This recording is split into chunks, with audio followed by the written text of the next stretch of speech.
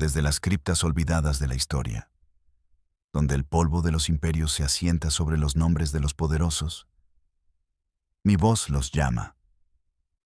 Soy un historiador forense del alma, un cartógrafo de los últimos latidos de la realeza. No busco el brillo de las coronas, sino la sombra que proyectan en el umbral de la muerte. Hoy les guiaré a un lugar donde el sol ecuatorial no lograba disipar la oscuridad, a una isla que se convirtió en el feudo personal de una de las reinas más enigmáticas y aterradoras que jamás hayan existido. Viajaremos al corazón de Madagascar, al siglo XIX, para presenciar el largo y sangriento ocaso de Ranavalona I, la mujer a la que Europa, con un estremecimiento, apodó la Calígula de Madagascar. Pero esta no es una simple crónica de crueldad. Es una autopsia de un reinado, una disección de las motivaciones que llevaron a una mujer a convertir su reino en un laboratorio de terror. Nos preguntaremos juntos, ¿por qué? ¿Por qué una soberana, en un acto de devoción retorcida o de paranoia sin límites, obligaría a sus súbditos a someterse al juicio de Dios, a ingerir el veneno de la nuez de Tangena para probar su inocencia? ¿Cómo una isla de belleza paradisíaca pudo convertirse en el escenario de la ejecución de decenas, quizás cientos de miles de personas, bajo el gobierno de una sola voluntad? La historia oficial nos da cifras, nos habla de xenofobia y tiranía, pero nosotros buscaremos algo más profundo. Rastrearemos el veneno no solo en la corteza del árbol de Tangena, sino en las venas del poder mismo, en el corazón de una reina que se vio a sí misma como la encarnación divina de su tierra y que para salvarla, decidió purgarla con sangre y fuego. Acompáñenme, pues, a desentrañar los hilos del terror, la fe y la locura que tejieron el sudario de la reina Ranavalona I. Nuestro descenso a la oscuridad comienza ahora. En el tapiz de la historia, los hilos del destino a menudo se tejen con sangre y profecía mucho antes de que nazcan los protagonistas de la tragedia. Para entender la tormenta que fue Ranavalona, primero debemos comprender el aire que respiró, el suelo que pisó y los fantasmas que susurraban en los pasillos de su juventud. Nos encontramos en las tierras altas centrales de Madagascar a finales del siglo XVIII. Un mosaico de reinos en perpetua guerra. De entre ellos, emerge una figura titánica, Andrianampoinimerina, rey de Imerina. No era un simple monarca, era un visionario, un unificador implacable cuya ambición se resumía en una frase que resonaría por generaciones: el mar es el límite de mi arrocera. Su sueño era forjar una sola nación malgache bajo un solo cetro. En medio de esta forja violenta de un reino, en el año 1788, en una aldea no lejos de la capital espiritual de Ambohimanga, nace una niña llamada Ramabo. Su linaje era noble, pero no directamente real. Sin embargo, el destino, o quizás la astucia política de su padre, intervino. Una antigua profecía, susurrada por los adivinos de la corte, hablaba de que una mujer de su clan un día ostentaría la corona. Andrianampoinimerina, un hombre que no dejaba nada al azar y que creía firmemente en la confluencia del poder terrenal y el mandato celestial, escuchó. Para neutralizar cualquier amenaza futura y atar a su causa a una familia influyente, tomó una decisión que sellaría el futuro de la isla. Adoptó a la joven Ramabo. Pero su plan iba más allá. La prometió en matrimonio a su hijo y heredero, el príncipe Radama. Así, la niña que no había nacido para reinar, fue colocada, desde su más tierna infancia, en el epicentro mismo del poder. La educación de Ramabo no fue la de una princesa europea, llena de tutores, idiomas y artes. Fue una inmersión en las profundas y a menudo contradictorias corrientes de la cultura merina. Por un lado, estaba la corte de su suegro y padre adoptivo. Un lugar de estricta tradición, donde el poder de los ancestros era tan real como el sol de la mañana. Aprendió sobre los Sampi, los ídolos reales que actuaban como talismanes protectores del reino, receptáculos del poder sobrenatural que garantizaba la fertilidad de la tierra y la victoria en la batalla. Escuchó las historias de los grandes reyes del pasado, cuyas voluntades seguían dictando la conducta de los vivos. Se familiarizó con el complejo sistema de castas, las lealtades de los clanes y, sobre todo, con la creencia inquebrantable de que el soberano de Imerina no era un simple gobernante, sino un vínculo viviente entre el mundo de los espíritus y el de los hombres, un Dios en la tierra cuya palabra era ley absoluta. Esta fue la base de su cosmovisión, un orden sagrado, antiguo e inmutable, que debía ser preservado a cualquier costo. Pero entonces llegó la otra corriente, una marea que amenazaba con erosionar los cimientos mismos de su mundo. Tras la muerte del gran unificador Andrian Ampoinimerina en 1810, su esposo, Radama I, ascendió al trono. Radama era todo lo que su padre no era. Joven, curioso, abierto al mundo y fascinado por el poder y la tecnología de esos extraños de piel pálida que comenzaban a llegar a sus costas. Los europeos. Radama y firmó tratados con los británicos. Invitó a misioneros de la Sociedad Misionera de Londres. Abrió escuelas. Buscó modernizar su ejército con tácticas y armas europeas, e incluso prohibió la lucrativa trata de esclavos a cambio de ayuda británica. Para los tradicionalistas como Ramabo, cada uno de estos actos era una puñalada al corazón de la identidad malgache.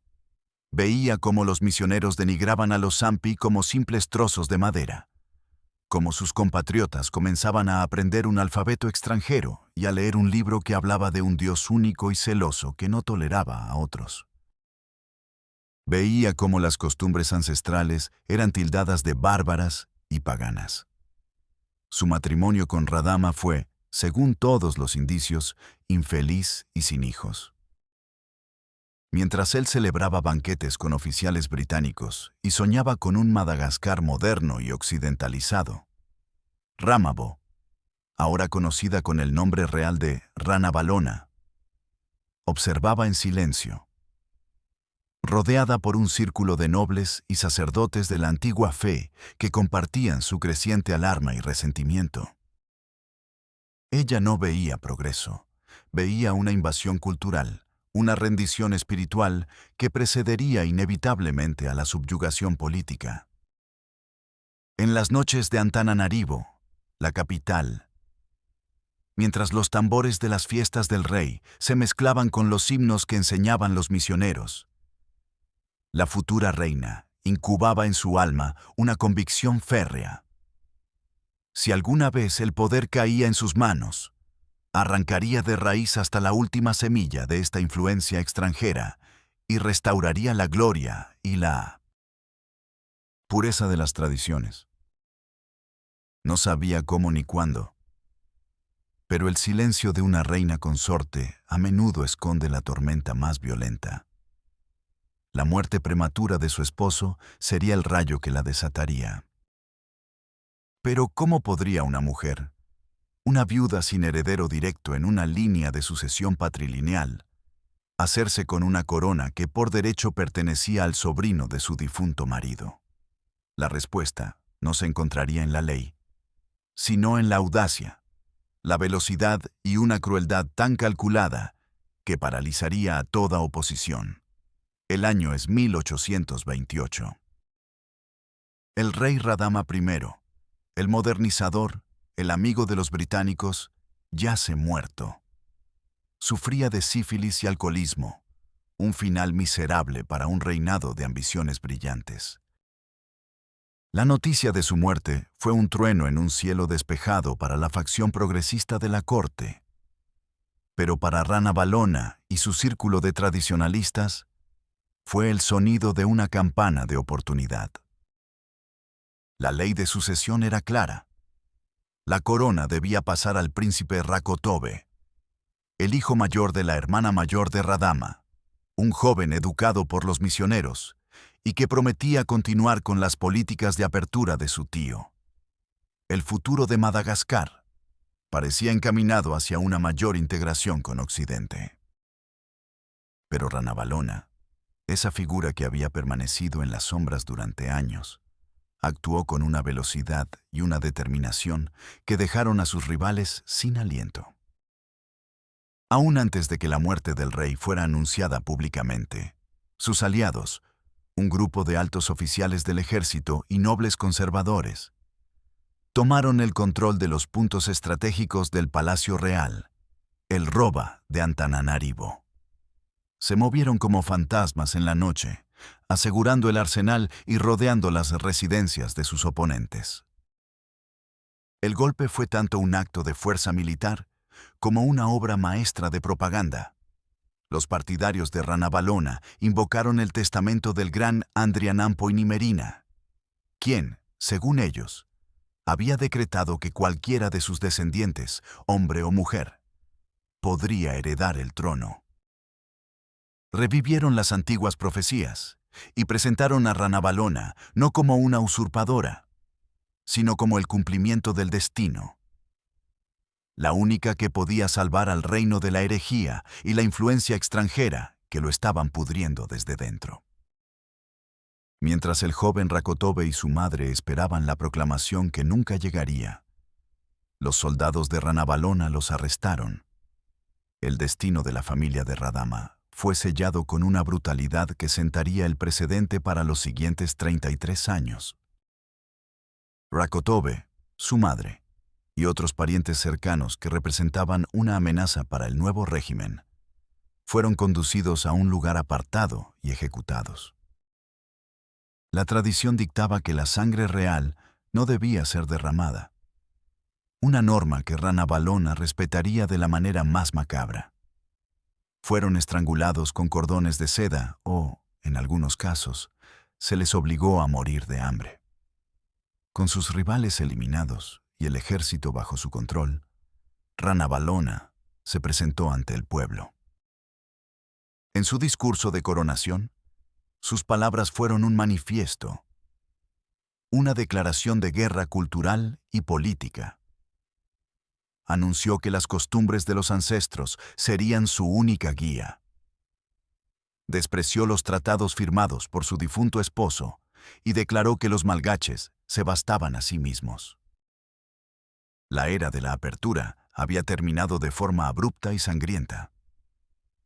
El primer objetivo de su purga ideológica fueron los cristianos. Para Rana Valona, el cristianismo no era una fe, sino un arma de subversión. Un caballo de Troya enviado por los europeos para debilitar el alma de su pueblo antes de conquistar su tierra. En 1835, emitió un edicto que prohibía la práctica del cristianismo a sus súbditos. Las escuelas de los misioneros fueron cerradas, las Biblias quemadas y las reuniones de oración declaradas actos de traición. La reina no solo exigía obediencia política, exigía una lealtad espiritual absoluta. Y para hacer cumplir su voluntad, resucitó y magnificó una antigua práctica judicial que se convertiría en el símbolo de su reinado: el juicio por la prueba de la tangena. La tangena era el fruto de un pequeño árbol local, Cerbera mangas, cuyo hueso contenía una potente toxina, un veneno cardíaco. La prueba era un ritual público, un drama de vida o muerte orquestado por el Estado.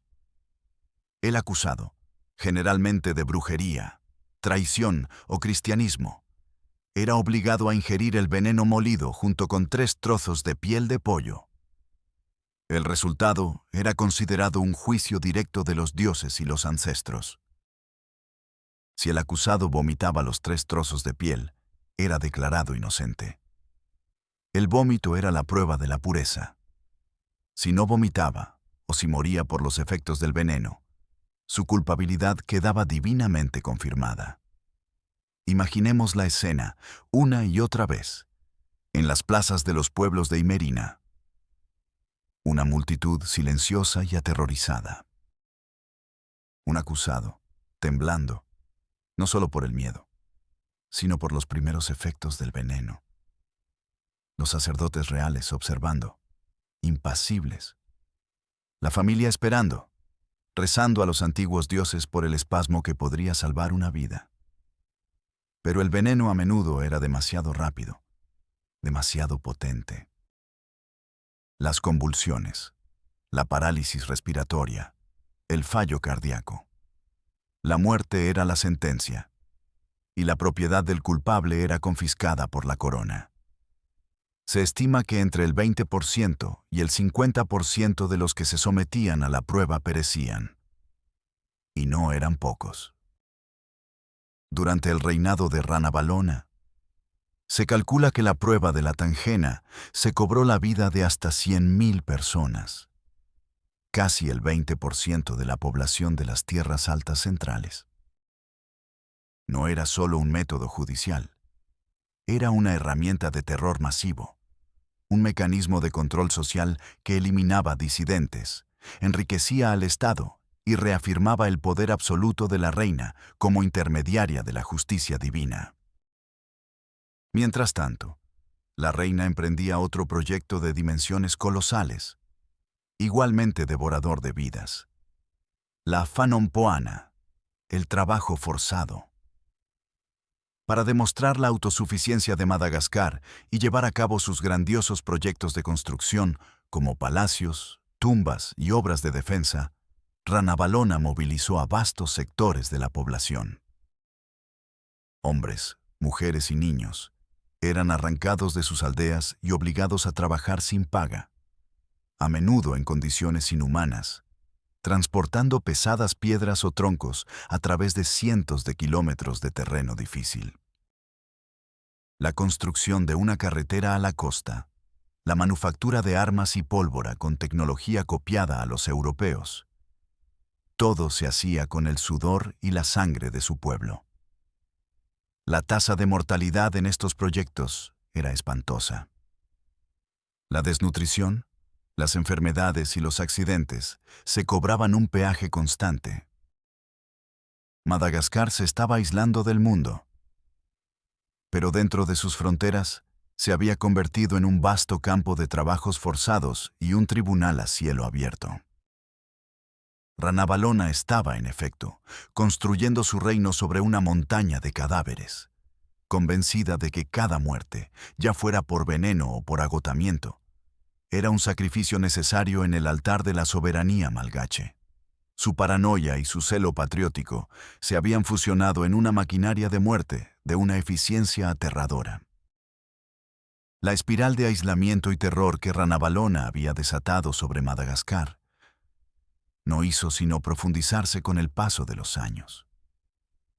La isla se convirtió en una fortaleza, tanto física como mental. Los pocos europeos que quedaban vivían en un estado de perpetua ansiedad. Sus movimientos vigilados, sus negocios restringidos. Uno de ellos, un aventurero y empresario francés llamado Jean Laborde, logró una hazaña casi imposible. Se ganó la confianza de la reina. Laborde era un hombre de ingenio prodigioso. En el corazón de Madagascar, lejos de la revolución industrial europea, construyó un complejo industrial que parecía sacado de una novela de Julio Verne. Fundiciones, fábricas de vidrio, jabonerías y lo más importante para la reina, un arsenal que producía mosquetes, cañones y pólvora. Ranavalona estaba fascinada por su habilidad para replicar la tecnología europea sin la presencia de los europeos.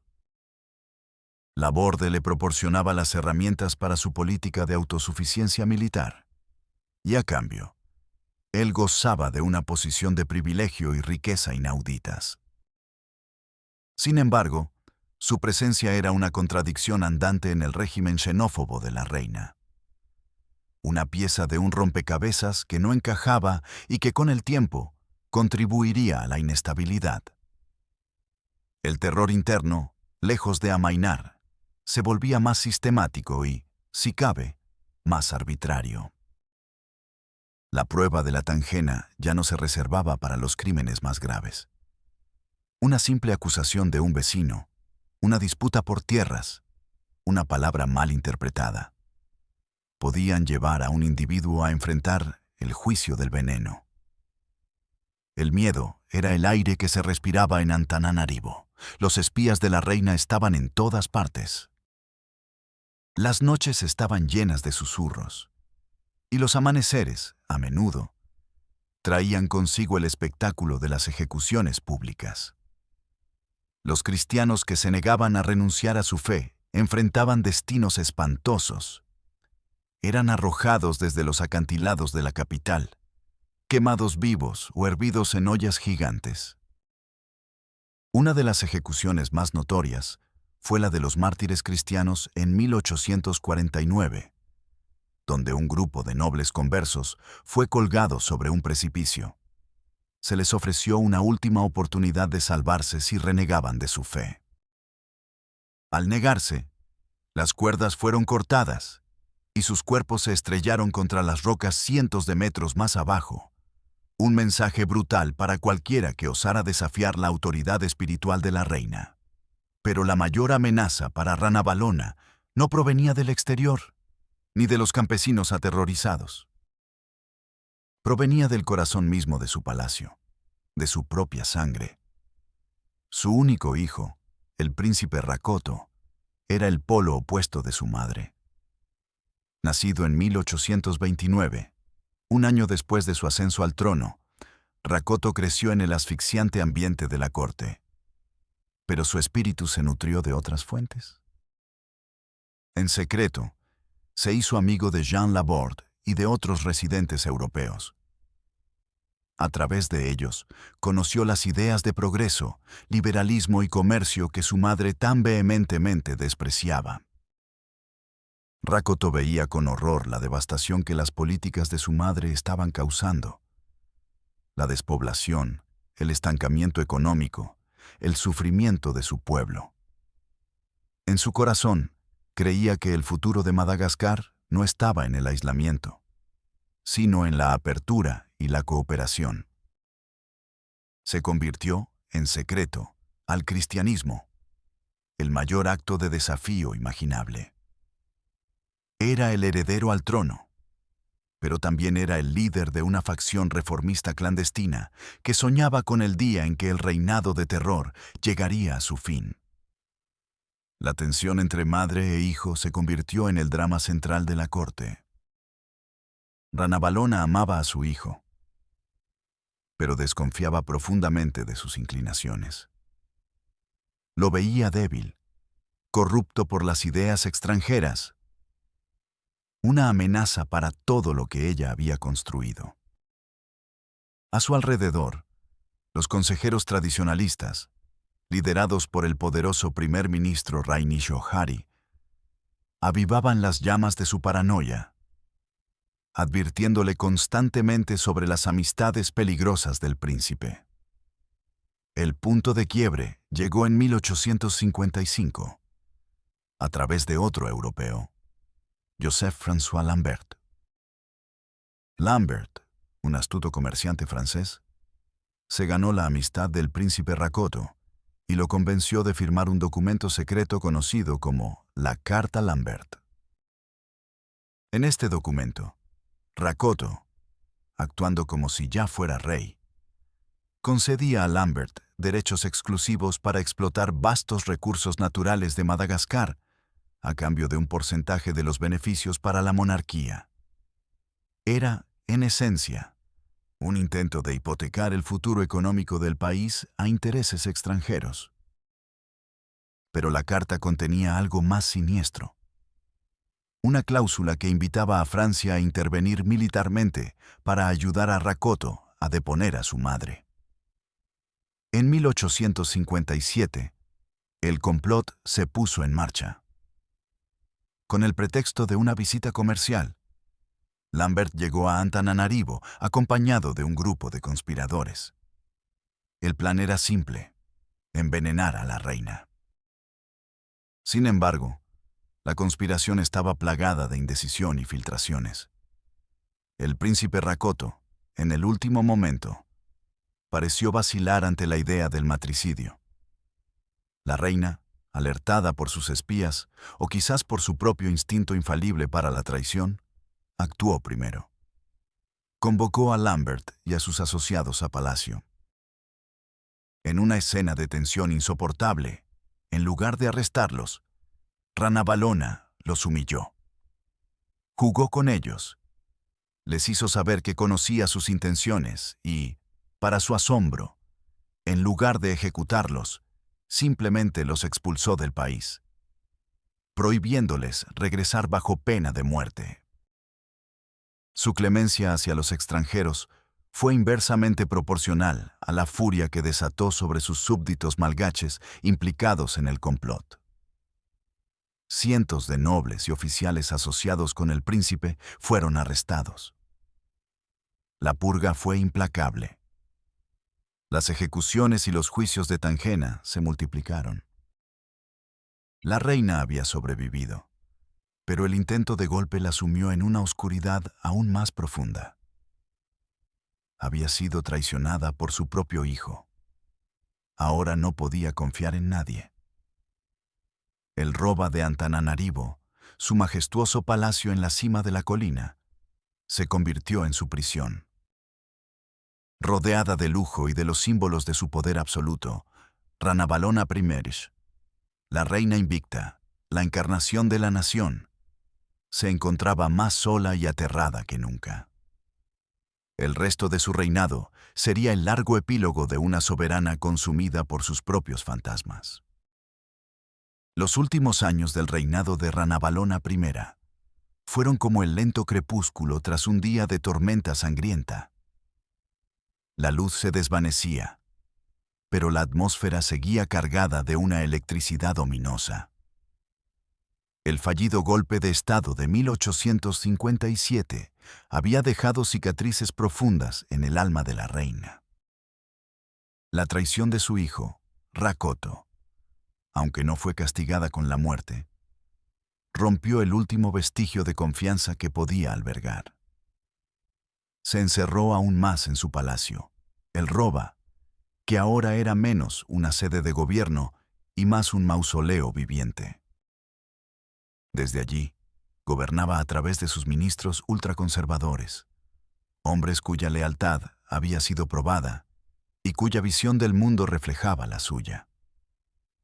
El terror no cesó, pero se volvió más errático, como los espasmos de un cuerpo moribundo. La persecución de los cristianos continuó, aunque quizás con menos fervor sistemático que antes. El aislamiento del mundo exterior era casi total. Madagascar se había convertido en un reino ermitaño, una tierra suspendida en el tiempo, gobernada por los miedos de una anciana. La salud de la reina, que había sido robusta durante la mayor parte de su vida, comenzó a flaquear. Ahora, con más de 70 años, los achaques de la vejez se hacían sentir. Sufría de reumatismo y su vista se debilitaba. Pasaba largos periodos postrada en cama, pero su mente, aunque anclada en la paranoia, permanecía lúcida y su voluntad de hierro. Los días en el Roba transcurrían en una rutina sofocante y ritualizada. Los cortesanos se movían con un cuidado extremo, cada palabra medida, cada gesto calculado para no ofender a la soberana. El silencio en los grandes salones solo era roto por los susurros de los ministros o el sonido de los rituales religiosos que la reina insistía en mantener con un rigor creciente, como si quisiera reforzar las murallas espirituales de su reino contra un mundo que la había rechazado y al que ella había rechazado. ¿Qué pensaba en esas largas horas de soledad? ¿La visitaban los fantasmas de los miles que había enviado a la muerte? Los cronistas europeos, ansiosos por demonizarla, la imaginaban atormentada por pesadillas, una Lady Macbeth tropical perseguida por ríos de sangre. Pero es más probable que en su propia mente ella no viera crímenes, sino sacrificios. Cada vida tomada en la prueba de la tangena, cada cuerpo arrojado desde el acantilado, cada trabajador muerto en la Phnom Puana, eran, desde su perspectiva, ofrendas necesarias para apaciguar a los ancestros y preservar la sagrada independencia de su tierra. No se veía a sí misma como una tirana, sino como la suma sacerdotisa de su nación, llevando a cabo un ritual de purificación doloroso pero vital. Su relación con Rakoto seguía siendo el nudo gordiano de su existencia. Él seguía siendo su heredero, un hecho inmutable. A pesar de su traición, Ranavalona nunca lo desheredó. Quizás, en el fondo de su corazón de madre, aún lo amaba. O quizás, en su astucia de política, entendía que eliminarlo crearía un vacío de poder que podría destruir el reino que tanto se había esforzado en preservar. Así que lo mantuvo cerca, bajo una vigilancia constante, una presencia incómoda que le recordaba a diario su fracaso en moldear a su sucesor a su imagen y semejanza. Él era la encarnación de todo lo que ella odiaba. La influencia extranjera, la debilidad del cristianismo, la quimera del progreso. Su supervivencia era la garantía de que, tras su muerte, todo su legado sería desmantelado. Era una ironía cruel. La mujer que había controlado cada aspecto de la vida y la muerte en su reino durante más de 3 décadas, era impotente para controlar el futuro más allá de su propia tumba. A principios de agosto de 1861, la salud de la reina se deterioró rápidamente. Ya casi no se levantaba de la cama. Los médicos de la corte, con sus remedios tradicionales, eran incapaces de detener el avance de la vejez. Antananarivo contuvo la respiración.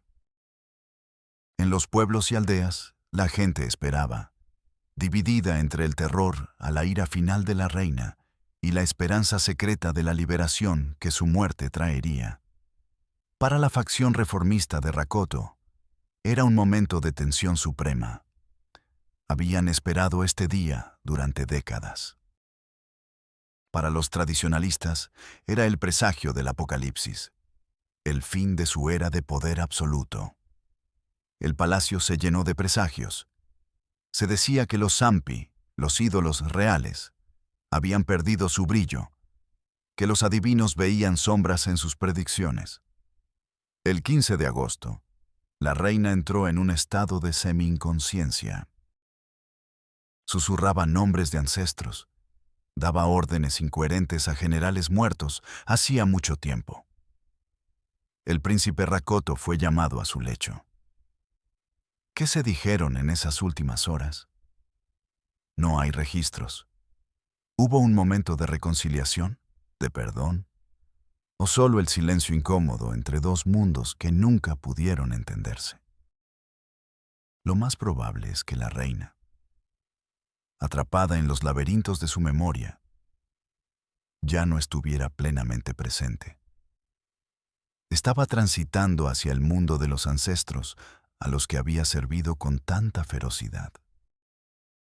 En la madrugada del 16 de agosto de 1861, mientras la primera luz del día comenzaba a teñir el cielo sobre las colinas de Imerina, Ranavalona I, la reina sangrienta, la protectora de las tradiciones, la Calígula de Madagascar, exhaló su último aliento.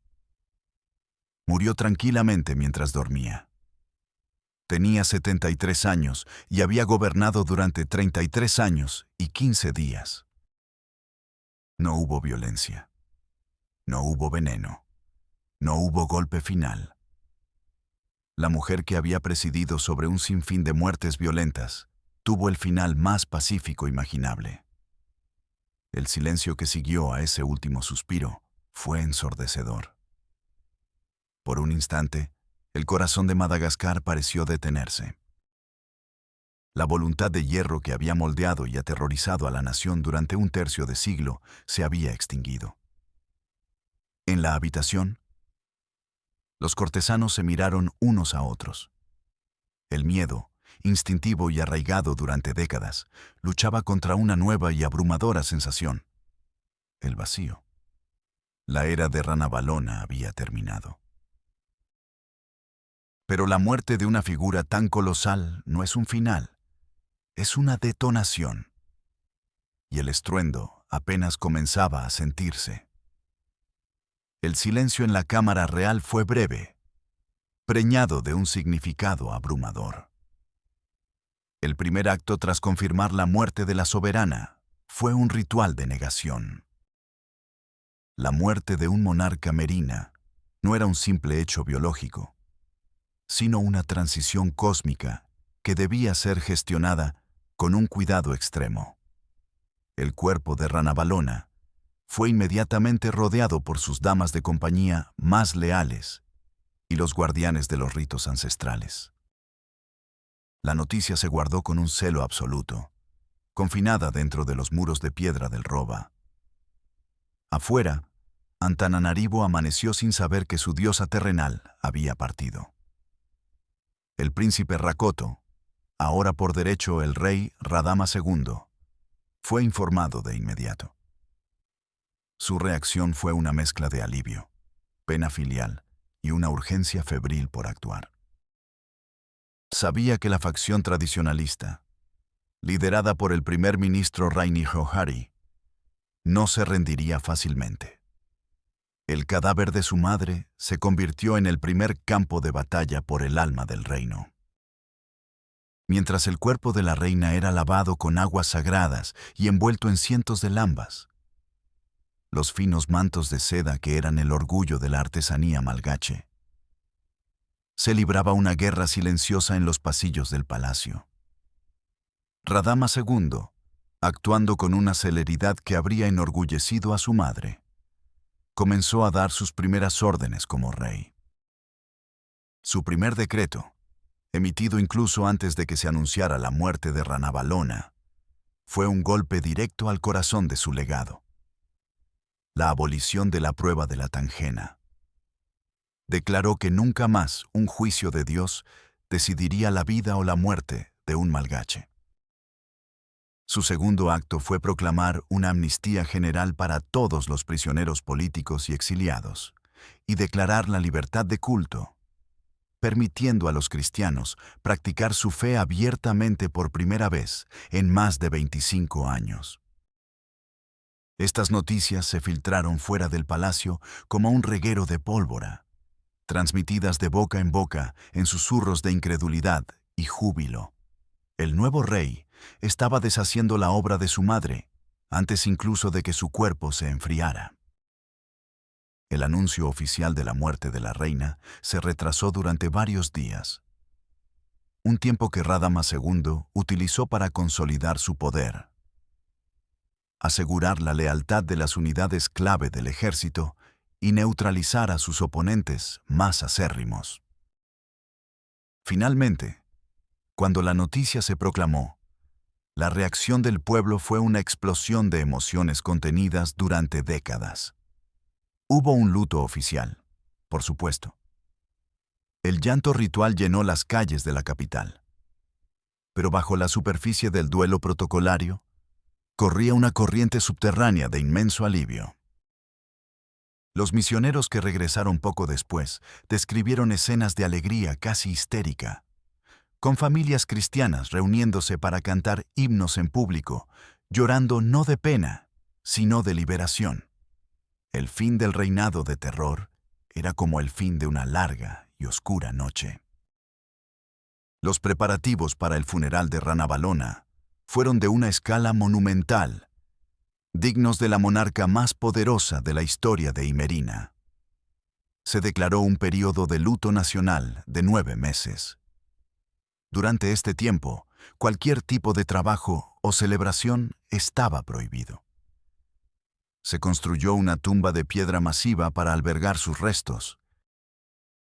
Pero fue durante la procesión fúnebre cuando el legado sangriento de Rana Valona tuvo un último y terrible eco. Su ataúd, una inmensa caja de plata maciza, era transportado en un catafalco por miles de súbditos. La procesión era un evento de estado de primer orden, acompañado por una guardia de honor que disparaba salvas de mosquete. Y aquí, la ironía y la tragedia se dieron la mano.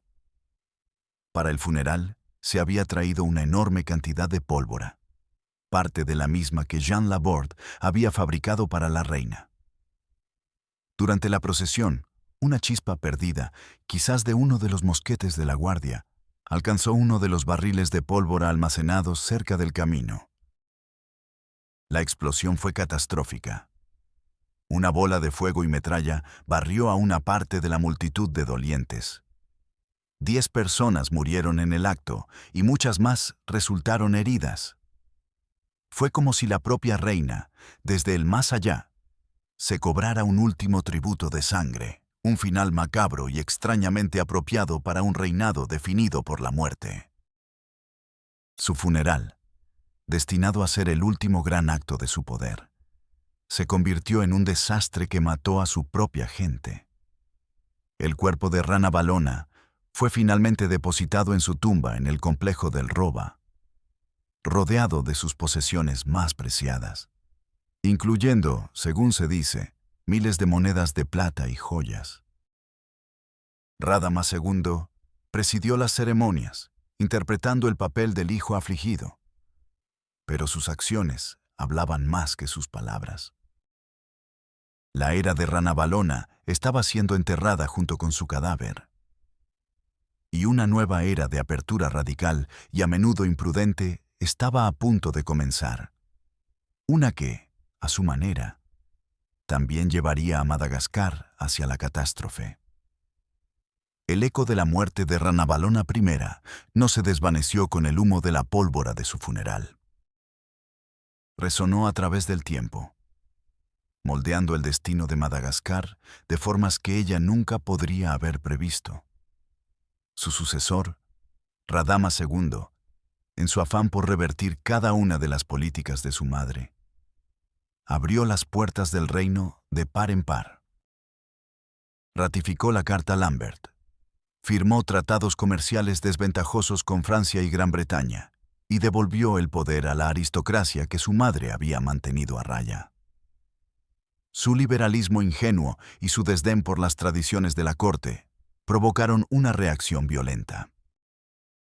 Menos de 2 años después de su ascenso al poder, en 1863, los mismos nobles conservadores que habían servido a su madre lo derrocaron y lo estrangularon, el mismo método que ella había usado para asegurar su propio trono. La muerte de Radama II sumió al reino en una nueva era de inestabilidad, con el poder real pasando a manos de una oligarquía liderada por los hermanos Raini Boninaitrinioni y Raini Layariboni, quienes gobernarían como primeros ministros a través de una sucesión de reinas títeres. El legado de Rana Valona es, por tanto, una paradoja envuelta en un misterio. Por un lado, es imposible ignorar la brutalidad de su reinado. Las cifras, aunque imprecisas, hablan por sí solas. Cientos de miles de muertos a través de la prueba de la tangena, las ejecuciones y el trabajo forzado. Su paranoia y su xenofobia sumieron a la nación en un baño de sangre y la aislaron del progreso tecnológico y social que se estaba produciendo en el resto del mundo. Desde una perspectiva humanista, su gobierno fue una catástrofe.